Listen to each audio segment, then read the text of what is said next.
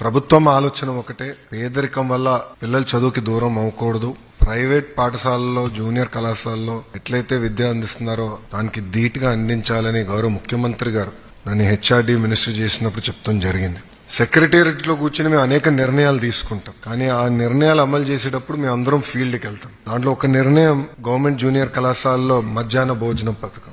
నా ఆలోచన ఏంటంటే గతంలో పెట్టాం, మధ్యలో తీయేస్తారు, మళ్ళీ తీసుకురావాలి, అట్లనే నేను ఆలోచించా. కానీ నేను ఎప్పుడైతే పాయకాపురంకి వెళ్ళి చెల్లితో కూర్చుని మాడుతూ ఉన్నాను, ఆమెతో భోంచేస్తూ మాడినప్పుడు ఆమె చెప్పింది, నాకు అమ్మ నాన్న లేరు, మా అమ్మమ్మ నన్ను గత 10 సంవత్సరాలుగా చేపలు అమ్మి చదివిస్తుంది. మీరు ఇచ్చిన భోజనం వల్ల ఈరోజు మా అమ్మమ్మ పైన భారం తగ్గిందని చెప్తాం జరిగింది. ఇట్లా మీరందరూ కూడా మీ వెనకాల ఒక్కొక్క జర్నీ ఉంటుంది, ఒక స్టోరీ ఉంటుంది. కానీ ఈ రోజు మీరందరూ ఒక అచీవర్స్. గతంలో ఏదైతే ప్రభుత్వ పాఠశాలల్లో మంచి మార్కులు రావు అని ఏదైతే ఆ ముద్ర ఉందో, ఆ ముద్రని చెరిపేసిన వ్యక్తులు మీరు. వాస్తవంగా ఒక మాటలో చెప్పాలంటే ఇక్కడున్న మీరు ఆంధ్ర రాష్ట్ర ప్రభుత్వాన్ని, ప్రభుత్వ విద్య పరువుని కాపాడిన వాళ్ళు అవుతారు. You